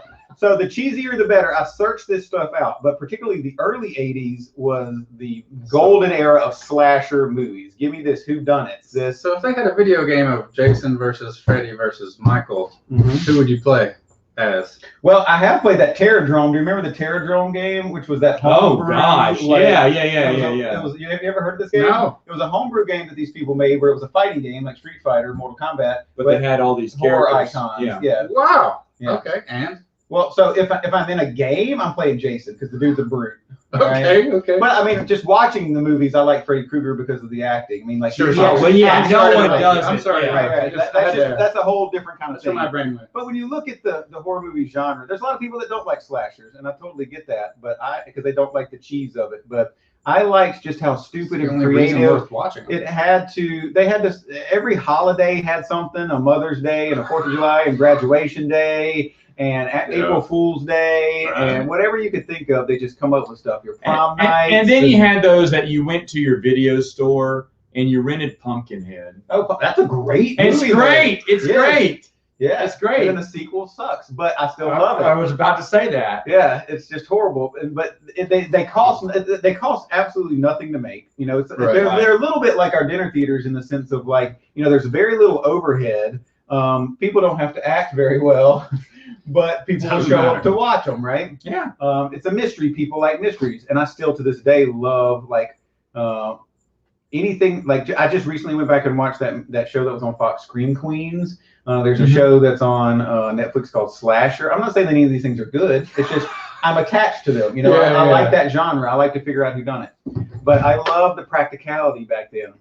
The practical effects. I don't like new horror movies. I don't like torture porn. I don't like Paranormal Activity type jump scare stuff. Yeah. Like back then you had Tom Savini, the master of all the makeup artists, but then you also had, you know, people like from Aliens like H.R. Geiger and then Stan Winston. Yeah. And these people, they created stuff just like Love Jim Henson. They created practical effects. And so even though they look cheesy to this day, it's fun to like think, oh man, there's Kevin Bacon and there's like arrowhead. I want to put an asterisk by that because back when you saw it, you're like, oh my gosh. Even like there's some things like Stan Winston made that Queen Alien and Aliens and everything. I got to go to the Sci-Fi Hall of Fame in Seattle, and it's in there. And you just go out. It's terrifying to watch. Like they have it set up so you come around the corner and there she is. She's like 10 feet tall. Yes. It's horrible. So it was wonderful to look at though. But some stuff was great. But it was all created by hand. Like they created it somehow. And they had the mouth that came out. And it's just wild. And so, but I can't even imagine like being in that movie, you know, and having that, you know.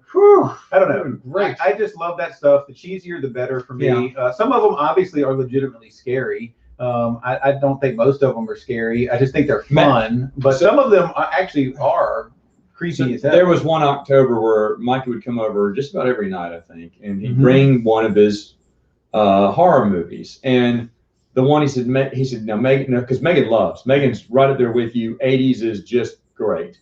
She doesn't like new horror movies today, but anything 80s, she's all for. And some of them scare, like Michael Myers scares her. Oh my God. Yes, I love that. Oh my gosh. Dang, what did that stand for? What was it called? How do I not? I don't know. Do you know what it stood for, Andrew? Humanoid underground dweller. Yeah. It was like terrible. Something humanoid underground terrible. dweller. Anyway. So he brings over one video. He's like, Megan, you're gonna love this one. And Megan does, and she still loves it. Sleepaway Camp. Oh, Sleepaway Camp. One of the best endings ever. Oh my goodness. And Megan was just such a big fan. Megan was a fan of everything, every movie he brought in. Megan just loved it. Because she calls it her horror. Horror was it was just great. It was creative, it was fun. And you know, she absolutely loved it. You did a lot of Creep Show. You brought over a lot of different ones back then that we had not heard of before. Well, on Mikey Buster now, you can watch. I mean, you thought that was a lot. Like that. Did you look through it? Like I have made it my I knew it was mission to find every small little nook and cranny horror movie that you could ever. It's funny because it is like looking through an old Blockbuster because those are a lot of those tapes you'd always see and go. You can't find this stuff anymore. Like you're not going to be able to find that it stuff. on You Netflix. can't find. It's not going to be streamed anywhere. No. And that stuff is. I mean, you laugh at most of it, but that's part of it. It was just a fun experience, you know. Like, and I get that there's a lot of people that love, you know, the newer stuff, and that's all fine and dandy. It's just not for me. He just recently sat through Creep Show 2, Cream of the Crop. No, just how great was Halloween and the fact that they set up Halloween, and I just recently watched all these with Matt and Megan this past October, and I had not seen them all. I had seen the first Halloween, but I had not seen any of the others, or just brief glimpses of them. And the fact that he's just in the background all the time, and often with no music cue and no dialogue, he's just sort of there. And if you don't look at the screen, it's done. You missed the whole scene. You missed it. And we had to rewind it quite a bit. I was like, oh, there it was. And then they didn't see it because we were on our phones or something else, which is what is lacking, I think, from, I don't want to say kids today or whatever, but people don't watch movies and look for those kinds of details because it doesn't feel like it matters anymore. And that's what I meant by having the 80s stuff having heart. Things like that. It had to be created by hand, and it had to be so deliberately done and that every moment mattered. And now it's so much spaghetti thrown at the wall to see what sticks and makes money and what sells and what gets popular, what's famous on TikTok, what isn't. That's such a huge deal to me, and you bring up a good point, and I say this all the time. I really kind of liken it to my experience in the theater, because what I'm going to say just reminds me so much of, when you do a lot of theater, you just and obviously you two know, you understand most aspects of it. You're not just like an actor, like at least in community theater. I know some people want to be that way, they're just diva buttholes. But if you really like the theater, then you're gonna work backstage, you're gonna do work box office, you're gonna direct, you're gonna write, you're gonna act, you're gonna work on costumes if you know anything like that. So just seeing how much hard work goes into all that stuff and the level of detail that people put into it.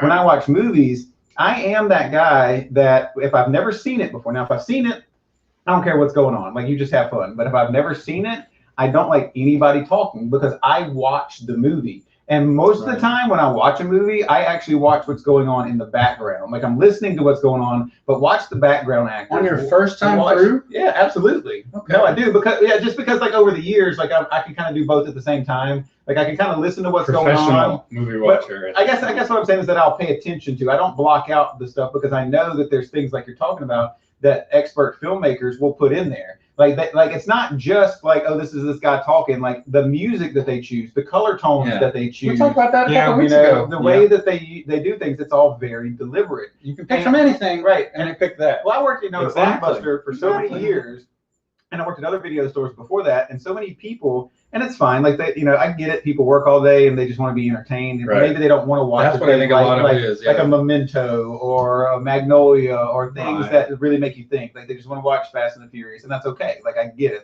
I love Fast and the Furious too. Yeah. But they don't watch a movie and look for the detail. And they'll stop a movie, or they'll leave a movie on and then go to the bathroom and different things like that. And I think that people suffer from that. I really do. I think that they don't pay attention to it. If you sit down, if you watch a movie, if you pay attention to the whole thing, it's an experience. It's like a ride at Disney World or something like that. It's paced for a reason. It's paced for a reason. In a certain way. Right. And so that's a good example with editing. Lord of the Rings, for example. Peter Jackson has said that he it doesn't matter. He doesn't like Peter Jackson, but go ahead. No, go ahead. Yeah. I'll be honest. His best movie they ever made was the horror movie. Meet the People. Dead Alive. Dead Alive. Yeah. Dead Alive was his best. That's a great movie. His best movie. That was early '90s. But so he. Was it early '90s? Mm-hmm. Oh, okay. Or maybe in the late '80s, early '90s. But he talked about the theatrical versions of Lord of the Rings versus the extended versions. And I love the extended versions the best. I think that's the only way to watch those movies. But he says that if he had to choose a version for people to watch, it would always be the theatrical version, because he says that it's paced in ways that it's for maximum entertainment. Interesting. So if you're watching it in a theater, he's like, this is the version that I wanted. But he also said he conceded that if you're watching it at home, then you should watch the other ones, because you can stop it. But if you're watching it in a movie theater, and it made me think about these long movies that people put in theaters. It's like they edit them and they pace them in such a way so you go on a ride.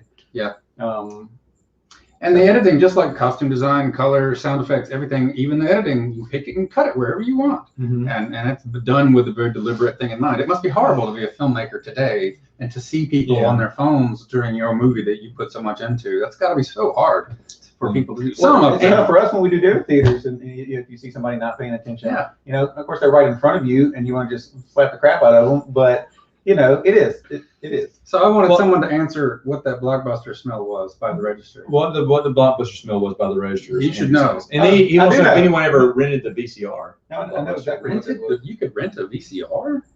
Yeah, you can rent VCRs. Wow. I never rented a VCR because luckily I never had did one. But I used to rent video game systems all the time. I'd rent TurboGrafx 16 or a Sega because I didn't rent the whole system. Yeah, because back in the day, in the town that I grew up $200 you could rent the system for like a weekend, and I don't remember how much it was. Probably like $30 or something weird like that. But anyway, so the smell was success. Mm-hmm. Yeah, they printed. There you go. There's the smell. Yeah, or really failure. Actually, you should watch. If anybody has not seen that documentary, The Last Blockbuster, It's fantastic. Not only does it talk about the last living Blockbuster, but it gives you a good history of what happened to Blockbuster, where they came from, why they failed. I've been to Bend, Oregon, but I didn't realize it was going to be the last one, so I didn't go. When I was there, Blockbusters were still around. And fun documentaries that we would love. That's up there with like Atari Game Over, Insert Coin. You have not seen I yet, have right? not seen Insert Coin. Insert Coin is The great. King of Kong. King of Kong. King of Kong is a classic. That's my favorite by far. Hey, did you know that? Thank you, Steve Levy. No, so like I've gone to Gen Con a couple times. You've gone to Gen Con a couple times. The last year before COVID, so I guess in 2019, Lindsay and I were gonna go, but then we backed out like at the last minute for money reasons. Trey went. He said that Billy Mitchell was there, and he was playing in like video game tournaments. And the year before, I had gotten second in like a Pac-Man tournament. No. And I was so close to like meeting Billy Mitchell. Slapping him in his damn face. Hi. Well, there you have it. Great. Right? Anything else? Any honorable mentions? Well, I have a couple honorable mentions. Go ahead. I think WD has already been discussed. I think that all of us, and we've discussed it, and maybe I said it before I got here, but just Saturday morning cartoons. Oh yeah, well yeah. I mean, that's why we're here. It's like but just the Saturday morning cartoons and everything about it. That was almost the best part of this Saturday morning cartoon. Matt is going to kill himself in this chair. But look, how many times did he almost kill himself in that big wheel? But but now it's different. You're right. Jump off a trampoline now, and it's a whole different My story. two honorable mentions I have are Michael Jackson, because I love Michael Jackson. That's a good one. I had Michael Jackson on, but he's music, so he epitomizes the 80s. I mean, obviously he was around in the 90s, but I mean, the king of pop, he was the 80s. Yeah, he was. And I want to say wrestling, because I'm a huge wrestling fan. Wrestling was in it. I mean, obviously wrestling. I mean, wrestling was in its golden age. WrestleMania hit in '85. The biggest WrestleMania was in '87. Most people's favorite time were the Attitude Era in the late '90s, and I get it. I have a feeling that if Steph was here, that'd be in his top 5. Yeah, I mean, but just like wrestling and just the WWF taking over and Hulk Hogan and just how big that was. That was huge. I remember, because I grew up a bowling alley kid. My parents were in a bowling alley, if anybody remembers those, and they were in leagues, right? Yeah. And so I was there several times a week, and a lot of my friends were huge into the storylines with Hulk Hogan and everything else. Like that was what it was about. Oh, yeah. I was over there playing stand-up arcade. I was learning how to play a game on 1/4 and just to get through it as much as possible. But everybody else, but it was like that. We play games for a while, then we go play outside for a while, then we play and make up stuff in the bowling alley for a while. Like that was something that I did growing up. But that's my honorable mention, I guess, is bowling alley. Nice stuff. Awesome. I mean, we could sit here and do this for hours. Oh yeah. Oh no. That's why we would think of something. That's else why. And something else. And something else. Well, did you ever have like we're doing now? Speaking of Donkey Kong, did you have or do you have now the board game? Donkey Kong board game? Yeah, do you know the board game? No, I got the card game. It's fantastic. You remember the one? No, I know the board game, yeah, but I got the card game. It's really fun. Just curious. That was just kind of. Yeah, that's a fun one. Cereal was good too. Oh, Donkey Kong cereal. That's good stuff. Mm-hmm. Well then, why didn't you put that in your top 5 cereals you miss? Didn't think about it. So much good stuff. But anyway, all right. That's the reason why we're talking about the 80s being the best decade. There's just too much. I'm telling you. What? Hey, that's it for episode 200. Thank you so much for sitting with us for 200 episodes. If you have been, if not, go back and watch the rest of them. Yeah. Hey, you know what? We're gonna see you next time, and you know what? Maybe we'll bring this guy along. I'd love future episodes. Yeah. 201. 201. We'll see you next time on Saturday.